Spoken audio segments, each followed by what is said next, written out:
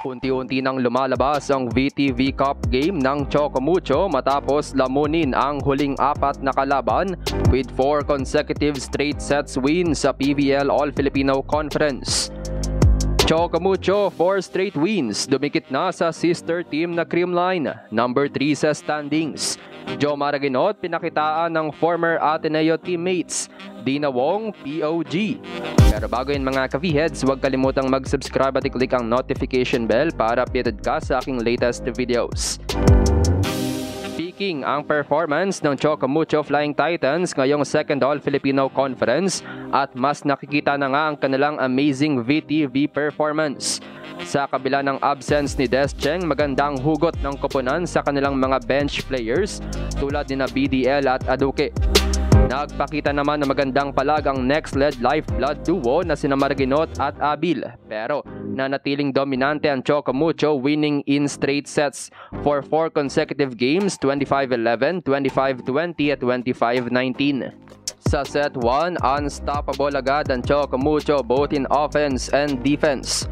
Nasasagot nga nila mga set-up plays ng next-led habang pumupuntos agad yung mga atake ng Titans.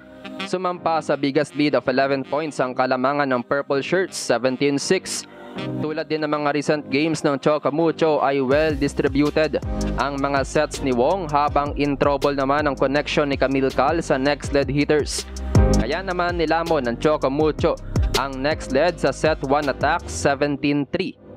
Lumobo pa ang lead ng Chocomucho sa 14 dahil sa 4 straight points ng koponan. Sa dulo ng set ended with a block of CC Rondina, 25-11. At sinimulan nga ulit ni CC ang second set with a monster block versus Laika Ebon. Habang gumawa ng early impact si BDL, nakakapasok lang sa set 2. Tumaas naman ang laro ng next lead kaya bumagal ang takbo ng scoreboard with Abil and Maraginot leading the Chameleons.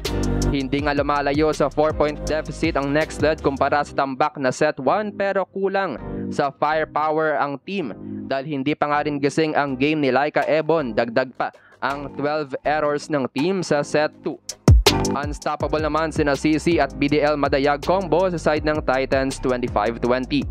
Mas dumikit pa ang next lead sa third set, getting the technical timeout, 13-11. On point pa rin sina Joe Maraginot at Judith Abil na pumapalag sa roster ng Chocomucho na hinaluan na ni Coach Dante ng ilang bench players tulad ni Ogunsanya at Viray. Pero again, walang endgame ang Chameleons at nilamon nga sila ng Molde, Rondina, Tolentino trio sa clutch time. Napako sa 19 points ang next lead at natapos ang game with a lucky hit from CC, 25-19.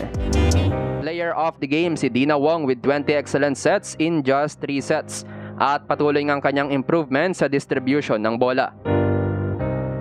Ito na ang ika-4 na sunod na panalo ng Chocomucho this conference mula sa first game loss versus Creamline. Ito na rin ang kauna-unahang 4 straight wins ng Titans after 5 conferences.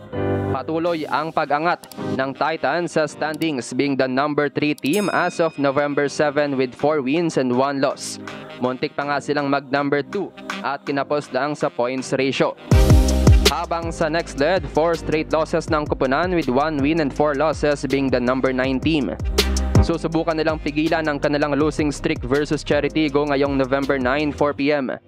Aiming for 5th straight wins naman ng Titans versus Akari ngayong November 11, 4 p.m.